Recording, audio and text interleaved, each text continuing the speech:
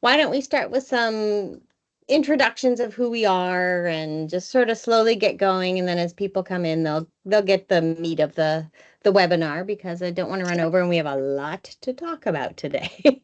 Yes, yes, absolutely. So welcome Um, everybody. I'm so glad you're here.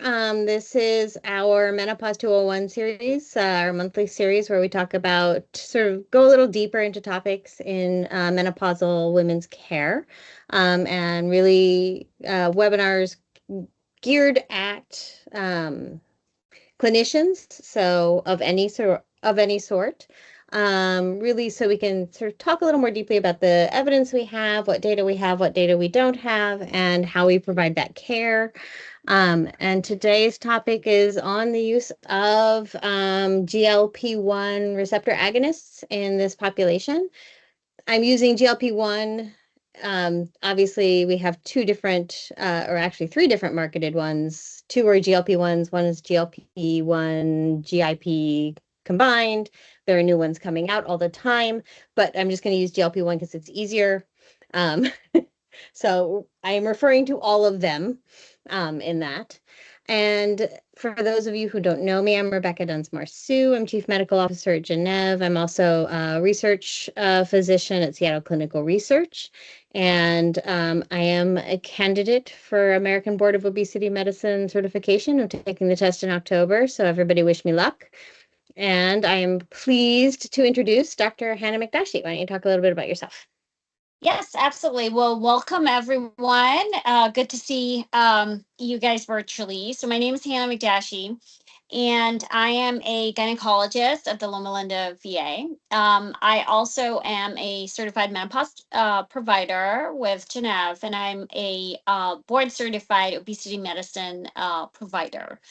And welcome to this topic. I know it's been on a lot of people's minds, and we're getting a lot of interest in the use of GLP-1, particularly in the perimenopausal and postmenopausal population. So here we are today to chat about that and hopefully get some field some questions. Yeah, and before we start into sort of like our conversation, I do want to recognize that we're seeing a lot online about this. I'm Yeah. seeing a lot of companies and other influencers promoting that Yeah. these are miracle medications for everyone, and we as physicians shouldn't gatekeep these medications. And I think the goal that I really had in standing up this webinar is to talk about what do we know, what do we not know, and what are some of the risks that we can encounter when using these willy-nilly, because they are not harmless medications. It seems like a really Right. easy solution to weight loss, but it's not easy for many patients, and there are downstream effects, so we really want to talk through all of that. So I'm going to start by asking Hannah, you know we're familiar with this huge marketing, but why are people marketing to menopausal women?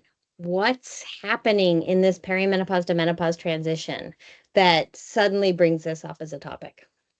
Yeah, absolutely. So I think this cohort of patients, like the perimenopause transition and postmenopausal women, is a patient population that is very sort of ripe for marketing too, as far as GLP-1s are concerned.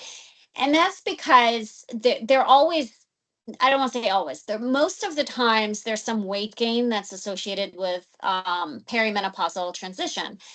The weight gain is it's very distressing to a lot of patients. And a lot of people are very concerned. They say, well, I've gained 10 or 15 pounds and it seems really hard for me to lose this weight. What can I do? And this is where you get all this advertising for GLP-1s. Um, the reality of the matter is that it's not, and this is sometimes something folks don't necessarily want to hear, which is that menopause does not cause weight gain. In and of itself, menopause does not cause you to gain weight, and that hormone replacement therapy, it for the most part, it really doesn't cause people to gain weight, and it doesn't make people lose weight. It's not as simple cause effect sort of relationship between menopause and weight gain. Now, of course, they're related, right? Because there is some sort of time association between the two, but it's not a simple, this happened, therefore I'm going to gain weight. I wish it was that simple, because if it were an issue of, well, I lost my estrogen, so I gained weight, then, we would have been really, really rich as gynecologists, because we would have given hormone replacement therapy to everyone and everyone would have lost all the weight, problem solved. So women gain weight in perimenopause. Uh, Primarily because of lifestyle changes, and that's something a lot of folks maybe not don't actively think about it. So whether we recognize it or not, there are a lot of lifestyle changes that happens during this part of your life. Most of these women are higher up in their career, they're managers and supervisors at that point, so they're intrinsically a lot more sedentary, so there's less moving around during the day. Perimenopausal women are sandwich generation, right? So they're taking care of their kiddos, but they also are taking care of aging parents. So there's a lot of stress going on. Your cortisol levels are high. That makes you gain weight as well. You combine that with poor sleep, and I'll let you talk. I know it's like one of your things, so let's talk about that in a little bit, but there's poor sleep that contributes to it.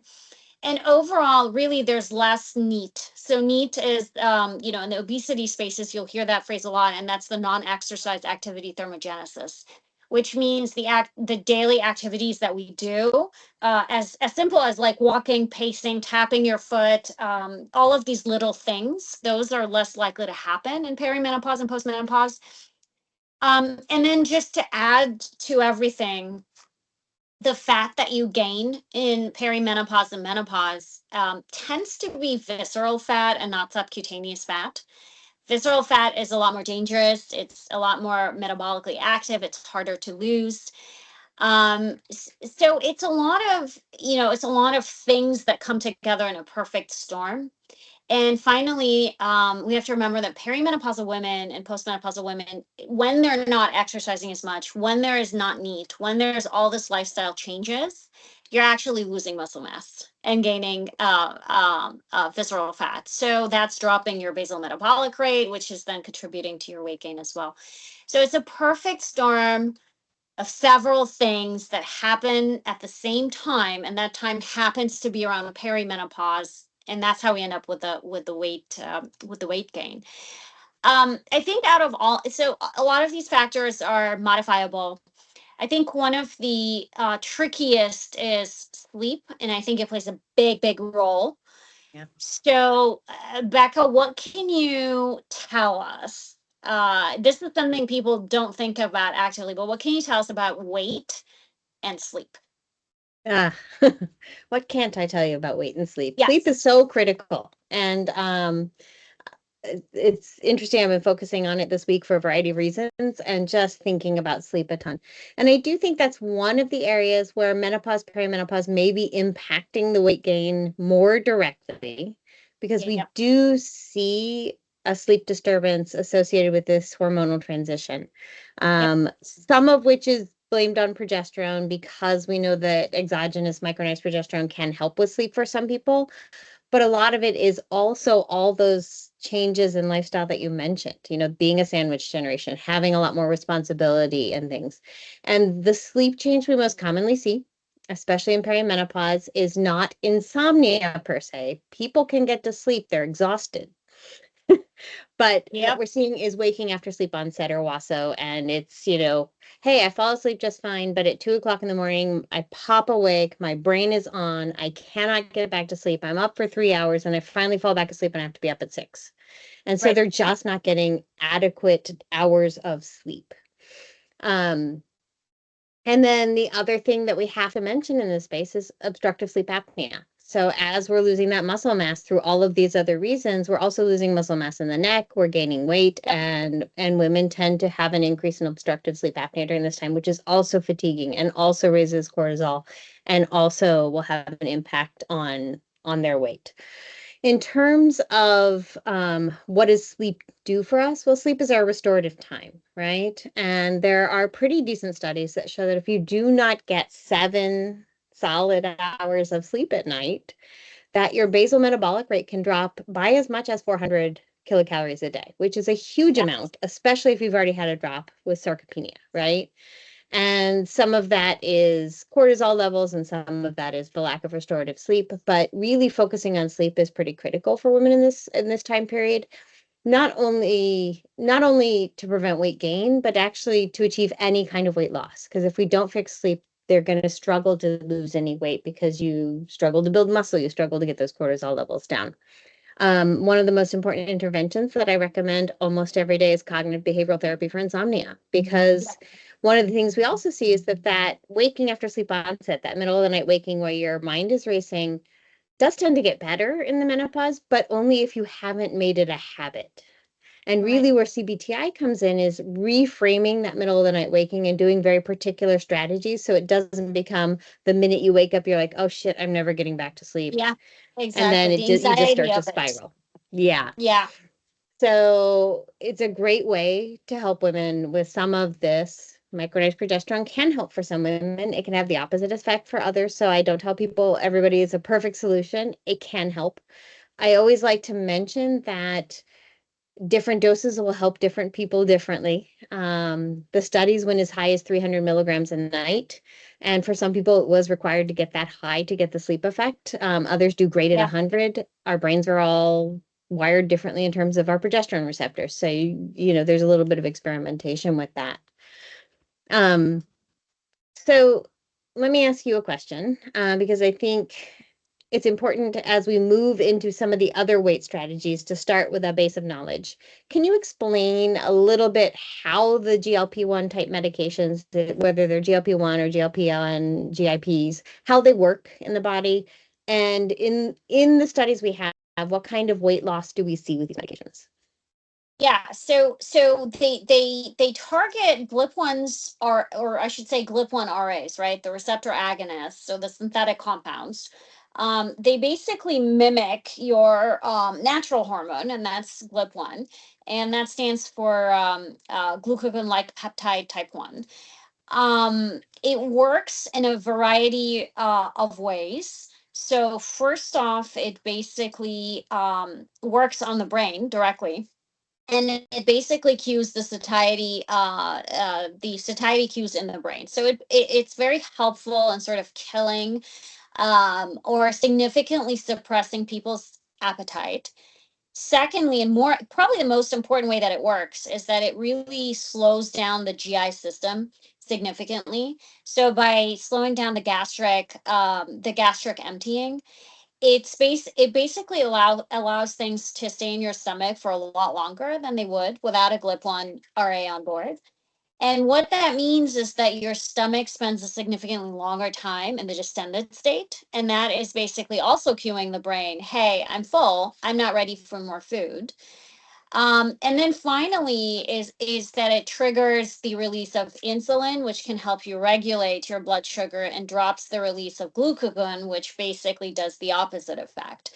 So it really works on multiple different levels between your GI system, your liver, and your brain. And probably the most profound way of its working is basically slowing down the entire digestive process that we go through today.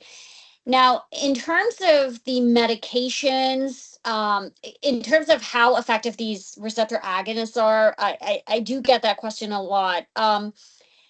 So hands down, these are the most effective anti-obesity medications that we have right now, right? Like they you can't even compare it to the older generation or the old guard anti-obesity medications. Like I'm thinking here Contrave, I'm thinking Qsymia, I'm thinking the use of metformin. Um, it's a lot better. Let's just say that. And semaglutide, I know, for example, I think they ran the trial, and you can correct me if I'm wrong, Becca, but I think they ran it for like 68 weeks, and um, they were seeing, half of the patients, so 50% of the patients on it had lost 15% of total body weight. That's an insane number. And then they had 20% who lost 20% of their total body weight. That's also like, wow. It's unbelievably Hmm. impressive.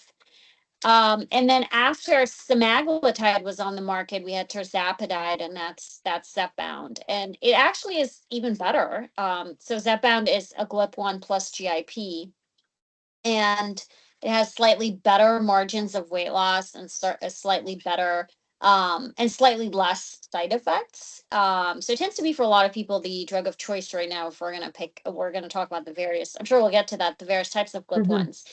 But bottom line is they work in various levels. They target multiple organs at the same time, and they are extremely effective at making Hmm. people lose weight. So it's and obviously they've taken the obesity medicine world by storm. It's the biggest breakthrough we've had in a very, very um, long time. And because they're so widely available, obviously we're getting all these requests from perimenopausal women. And so Hmm. the question that I get not infrequently is, and I'm going to ask you this question, which is, how do you decide when you're looking at a perimenopausal woman? Um, how do you decide you qualify, you don't qualify? What are your guidelines? Right. So, and I think it's really important to talk about guidelines because we have them for a reason, and guidelines tend to be based on the data that we have. Yeah. And I always qualify when I'm talking about the guidelines in the obesity space. It doesn't mean these medications won't work in someone who doesn't meet the guidelines, but there Right. are guidelines there for a reason, and some of them is safety. Yeah. So, in general, the guidelines I follow are those put out by the Obesity Medicine Association and, Hmm. Association of Obesity Medicine. And those are based on the studies that were done. And so it really looks at it's based on BMI criteria. And I will be the first to say that BMI is an imperfect and less than Yes. awesome measure in women. Yes. And we Yes. need to improve how we measure obesity and the impact of obesity in women, but it's what we have right now. So it's what we Right. have in our guidelines. And I don't alter the guidelines for perimenopause, menopause. Like it's the same guidelines for all comers. And that is that for GLP-1s for purely for weight Mhm. purposes, it's for people above a BMI of 30. And then if they have weight concerns and comorbidities, and we can argue about the definition of Sure. comorbidities. I certainly argue with the insurance companies every day about their definition of comorbidities because they want like someone to have had a heart attack, whereas I'm saying she has Sure. prediabetes. That's a comorbidity. We should nip this in the bud. But when they have a comorbidity, it's 27 and above. Um, you know, that's based on the studies we have.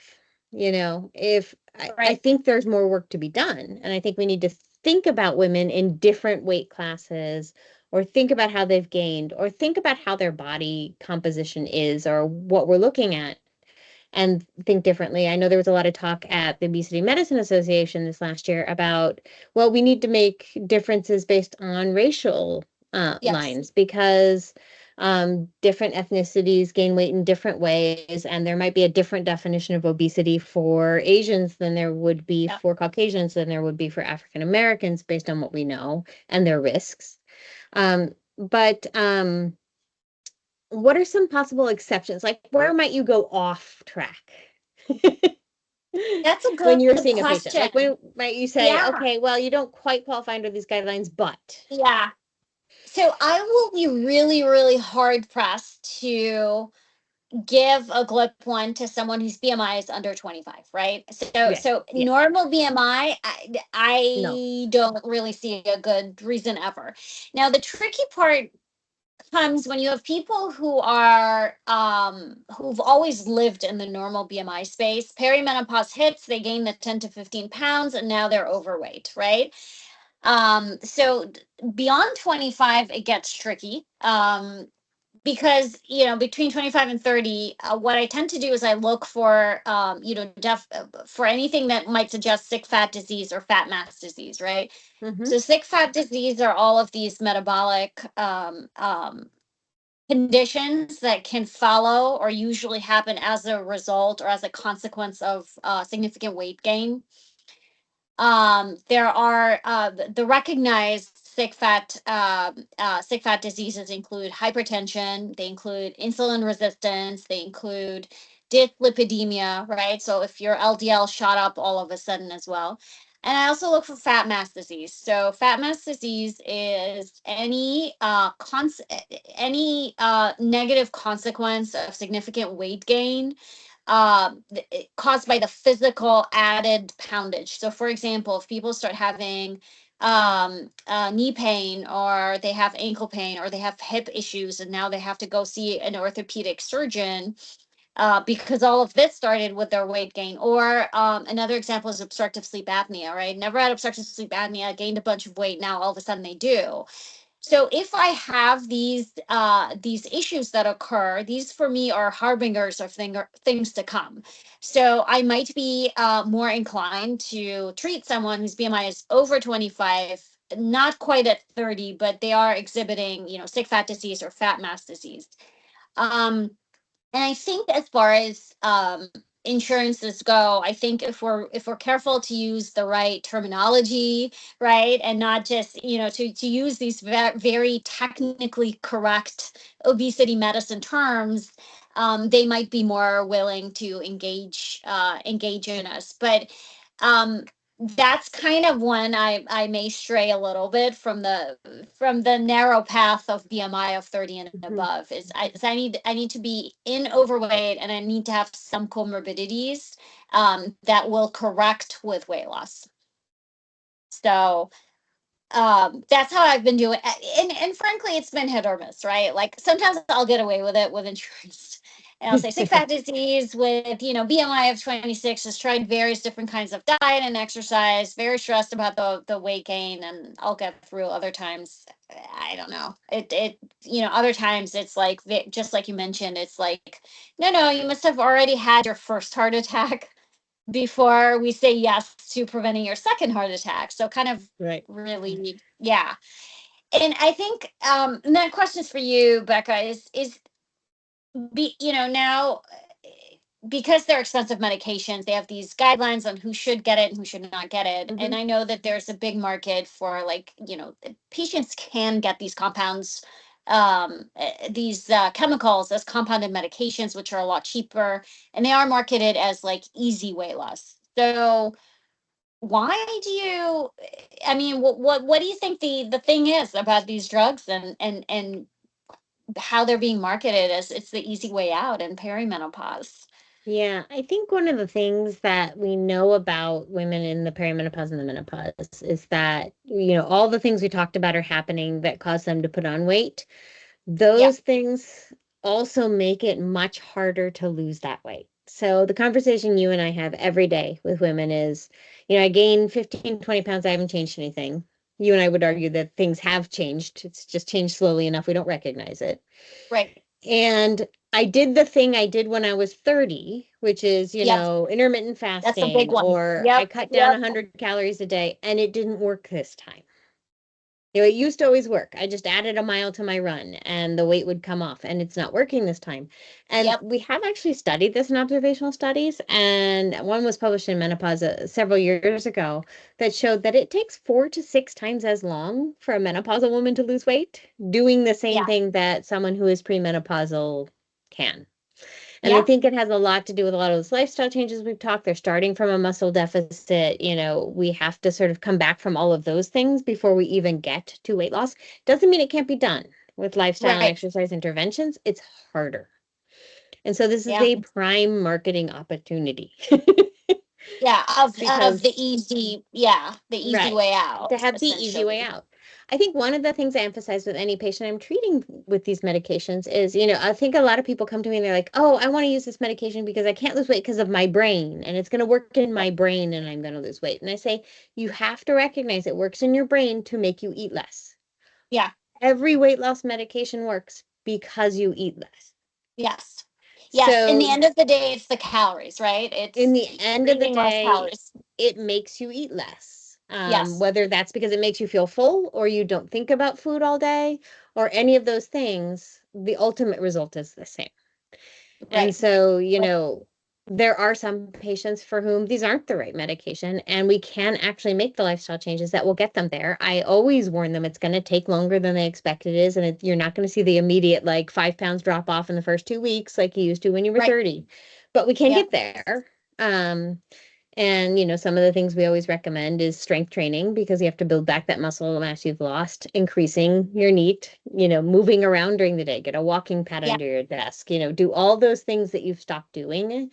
And, my favorite topic, sleep. Please sleep. Yeah. Please sleep. Yeah. Please sleep well. Right. And It's please sleep well. yeah. One of the questions I get a lot, and oftentimes we're starting people on hormones anyway because of their hot flashes or their sleep issues, but you know, do hormones and GLP-1s work better together than either alone? Well, obviously we know hormones don't cause weight loss alone, but if you have a Right. GLP-1 or if you have a GLP-1 plus menopausal hormone therapy, does that work better? So the early retrospective studies, that I think there was one in menopause that was Mm-hmm. published in 2024, if I'm not mistaken. So that one looked at two cohorts of women. Both had a diagnosis of obesity, and both were on GLP-1s. And the cohort that was on menopausal HRT on top of the GLP-1 seemed to have a 30% better response to the GLP-1s, which is like great, right? Because Mm-hmm. GLP-1s in and off themselves make people lose weight. And then you add, you add a little more to it. So it seems like pretty awesome. But I'm always quick to say, well, it was one study, it was retrospective, It it's was a small, small yeah. study. It wasn't very big. But some of the theories out there is that it's the estrogen, right? Is that the estrogen can have a synergistic effect on GLP-1s, and that estrogen in HRT can help in fat remodeling and basically less visceral fat and more subcutaneous fat. So it's a possibility. I mean, it is possible that if you add menopausal HRT on top of GLP-1s, you're going to see better results. I think there's one happening right now, if I'm not mistaken. I don't know if it was published yet, but there is No, I don't think another. it's out in press yet, but I think it's coming. Another It's okay. observational study. Yeah. Yeah, yeah. So none of these are like super rigorous as far as scientific method, but it's actually something to take note of because it's most of these people need menopausal HRT anyway, so why not Hmm. give them that extra push that they need. So Yeah. I'm totally for that. So based on this and based on the fact that a lot of our patients may qualify for these GLP-1s, when you're thinking of starting these GLP-1s with patients, what do you think, how do you counsel them on like possible harm and coming from these Right. medications? How do you Yeah. how do you focus that conversation?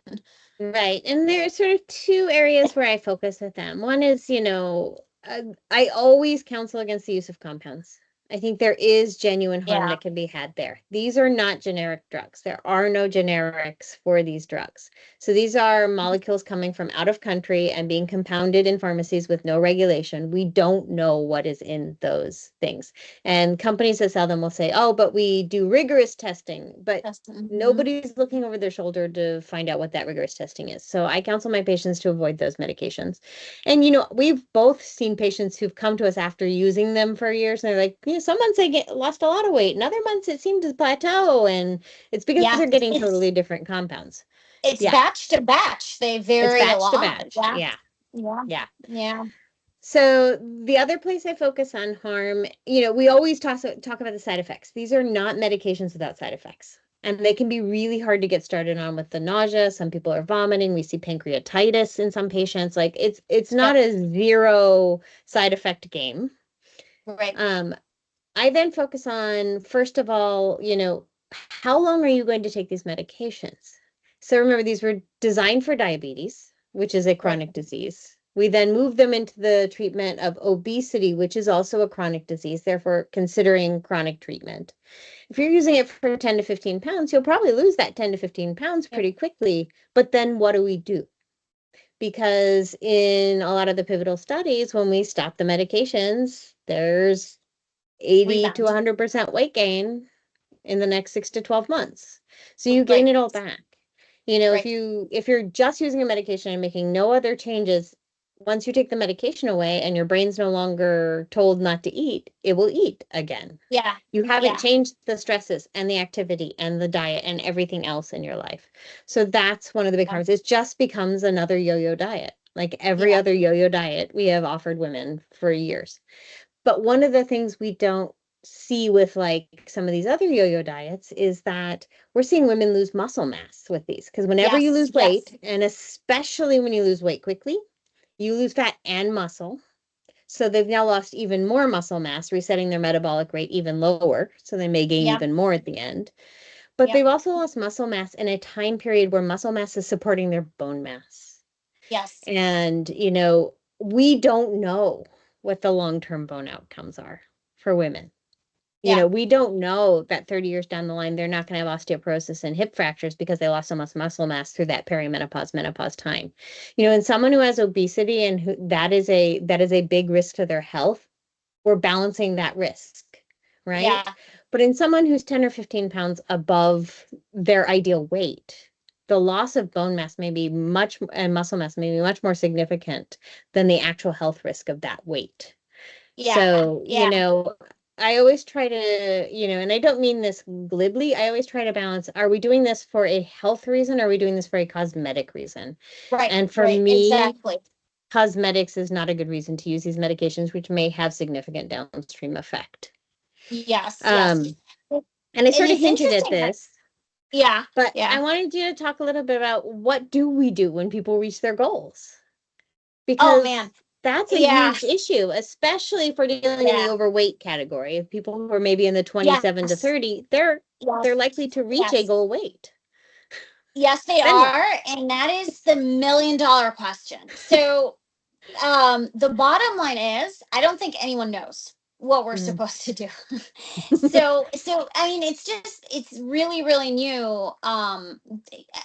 Like yes, GLP-1s have been on the market for a while. We've used them for a long period of time for diabetes, but they're, you know, how we use them in obesity medicine is fairly new. And I don't Hmm. think there is a definitive answer on what we're supposed to do for maintenance. Hmm. So I don't have I can't pull out an article and say or pull out some guidelines from the American Obesity Association, say, here you go, these are the guidelines of what we're supposed to do with these folks. So the short answer is I don't think there's consensus on that. I know that they're running the trials now to actually look and see what maintenance dose, like what is the maintenance dose, how does that look like. I think the more nuanced conversation that I try to have about GLP-1s is I always talk to my patients, say, hey, think of these medications as like a band-aid. It's going to help you for a short period of time, get the pounds off so you can keep your motivation going.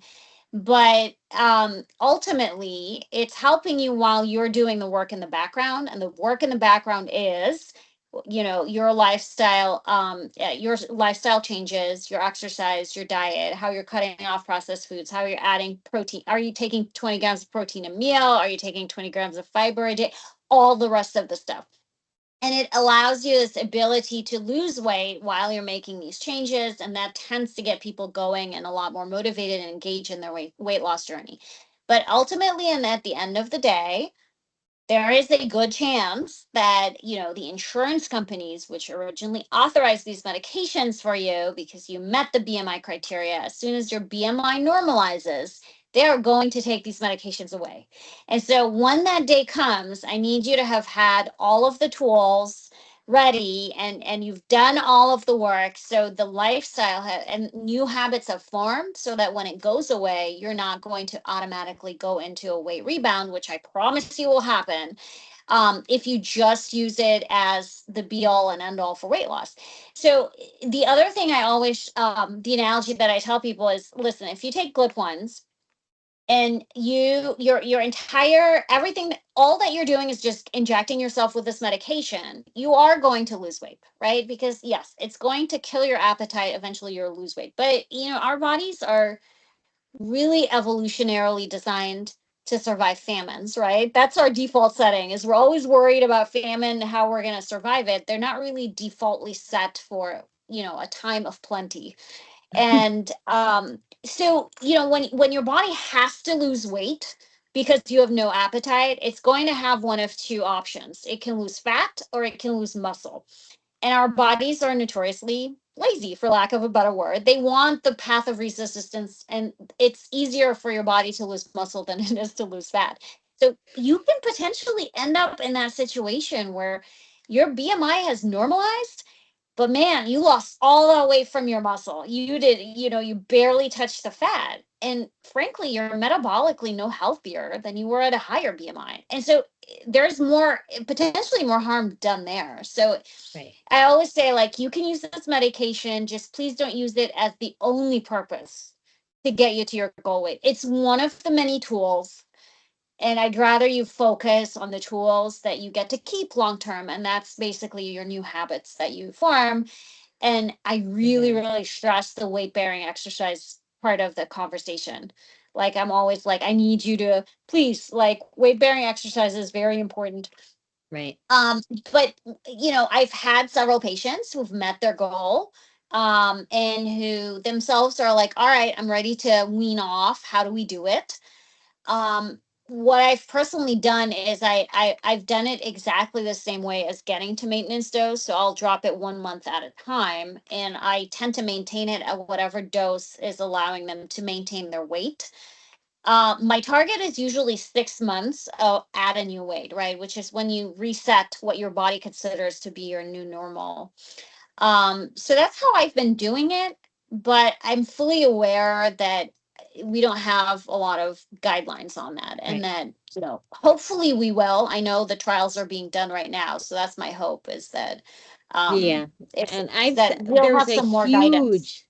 there's Yeah, a huge amount of talk about this at the Menopause yeah, Association not the Menopause Association, the Obesity Medicine Association meeting, and people were describing different pathways, much like what you yeah, do, or they'd taper down to the point where patients started to see weight regain and then they'd stop and try yeah, to plateau them there, or, yeah, some patients never came off, others were able to get off. yeah. Who It's knows is very the answer. individual.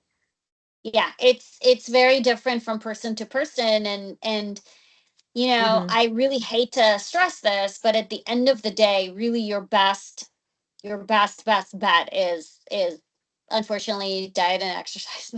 And Hmm. I hate to say it, in the sense that, it's a great tool to have in our toolbox. Let's use it. Of course, when applicable, when it's appropriate, let's use it. Let's get people motivated and engaged in their weight loss. But new habits have to form in order for the weight loss to sort of stick long term. Yeah, no, I totally agree with you. I'm going to start into some questions because they're starting to come in, and I definitely want us to have time to address them all. And we're at, 40 minutes after the hour.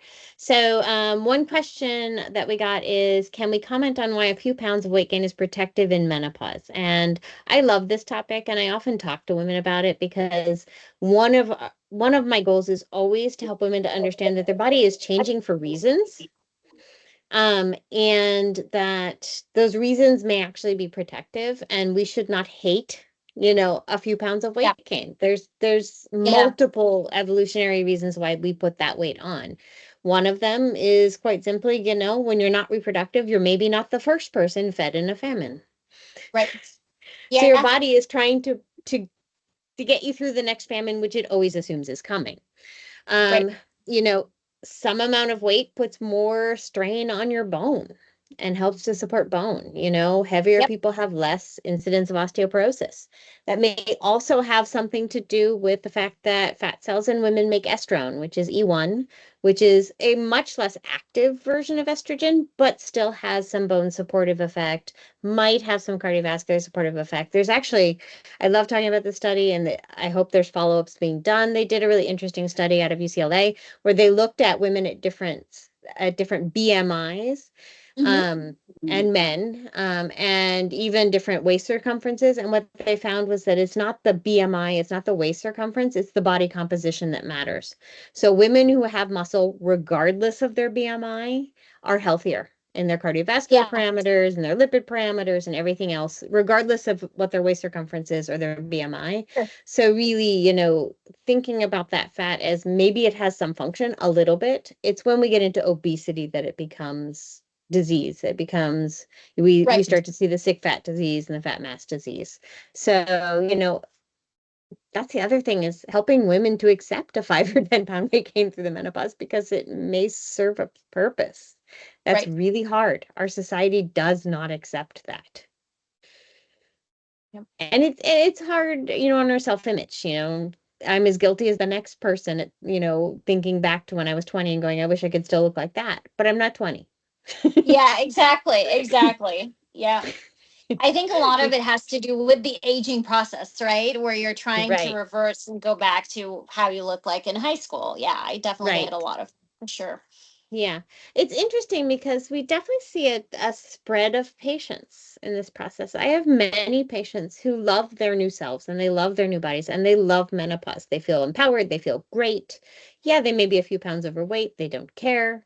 And Yeah, then there's another subset of patients who, like, their whole focus is on how they've changed. yeah. And I think a lot of that is societal pressure. Like, Mhm. it's the feminine forever. It's the, women should not age. Right. Um, I don't know how to fix that in our collective brains. Yeah.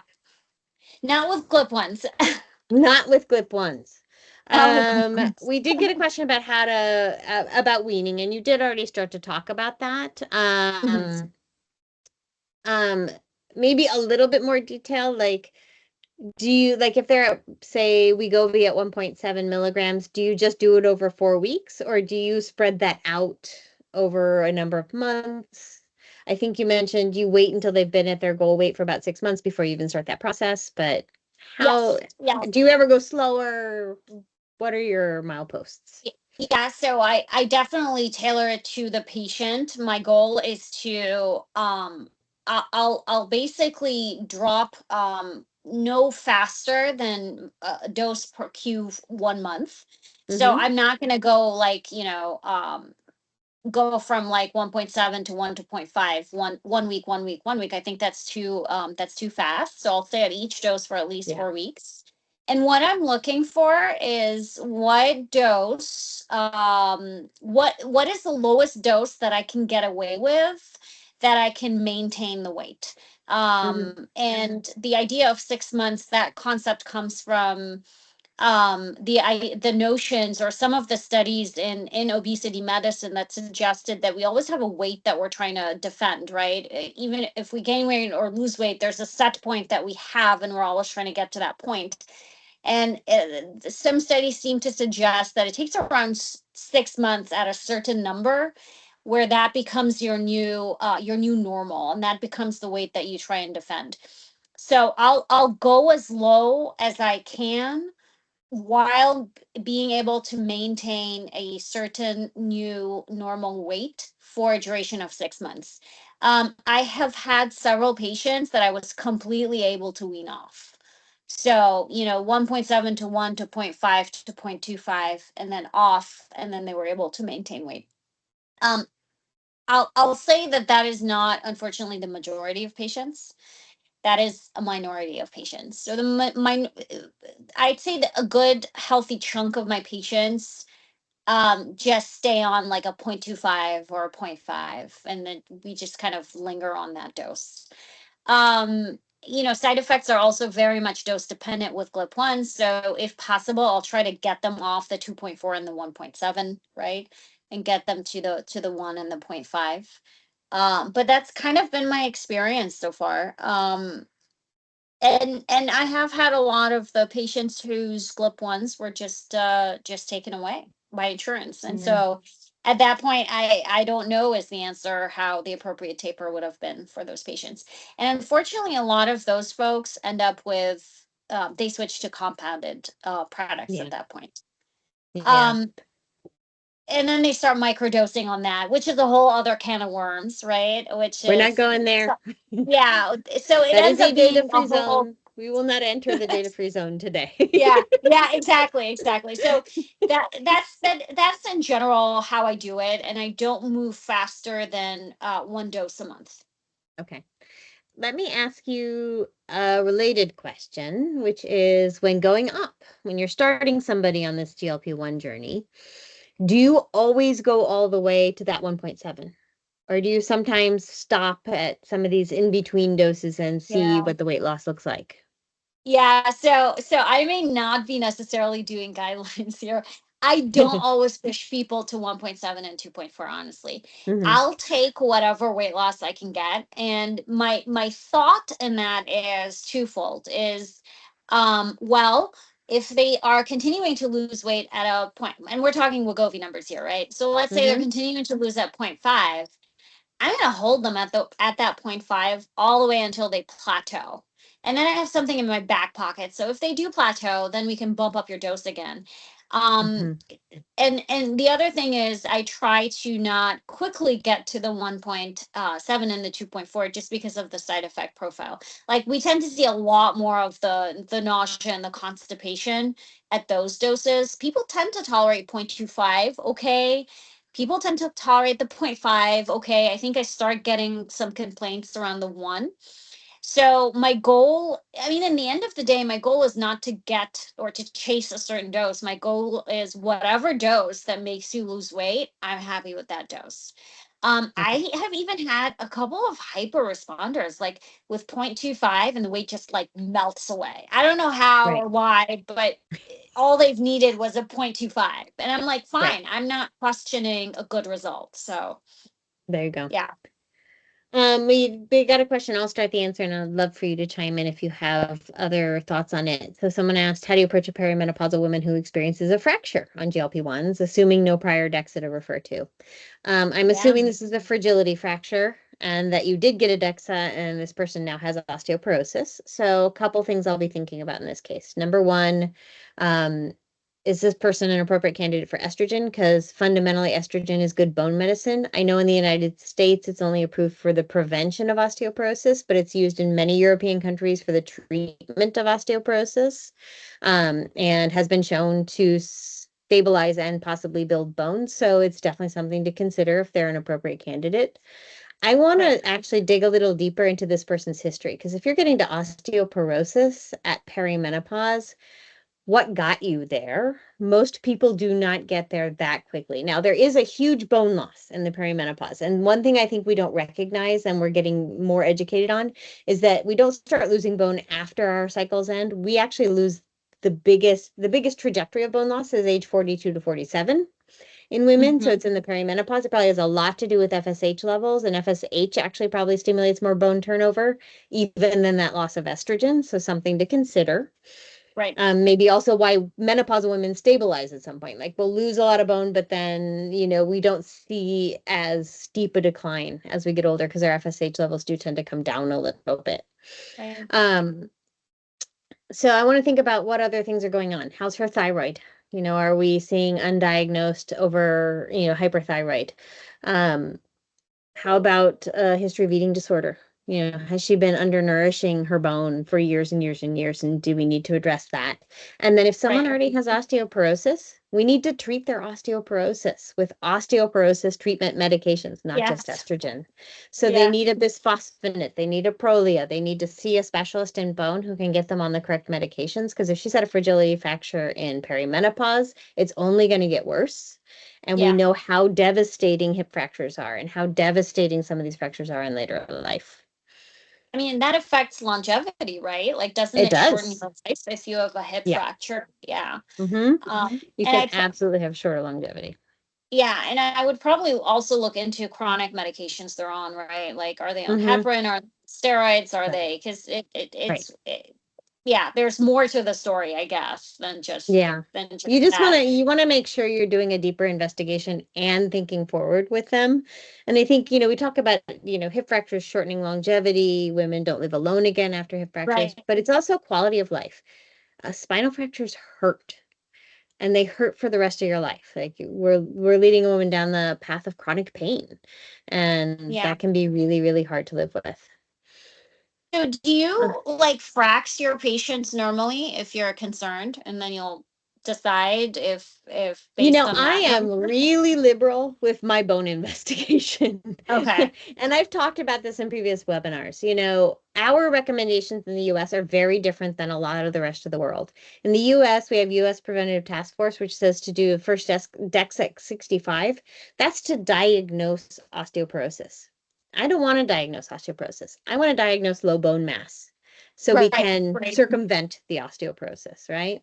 So anyone who has any risk factors, I'm getting a DEXA between 50 and 55. I just want to know where they're starting. Can we do something Right. earlier? You know, sometimes it helps in the decision about starting hormone therapy or continuing hormone therapy once hot flashes are gone. You know, do I need to stay on this? And sometimes the DEXA helps us there. You know, if you look at even Canada's recommendations, they say, you know, this is a risk-based age thing. Like if they have zero risk factors and no history of osteoporosis in their family, then maybe 65 is fine. But if they have any of those things, we should be doing a DEXA scan a hell of a lot earlier. And FRAX is one way to calculate that risk. Right. I don't even tend to do the FRAX. I just ask them about their You family just go history and to any of the risk factors and make a right. decision Right. based on that. I have never had insurance turn down a DEXA, but if it Oh, does, that's they cost like interesting. Okay. $150. Well, that's what I was gonna say. They're pretty cheap, even They're if they really wanted cheap. to pay out of pocket. Yeah. Yeah. It's sort of like the cardiac calcium scoring that everybody gets.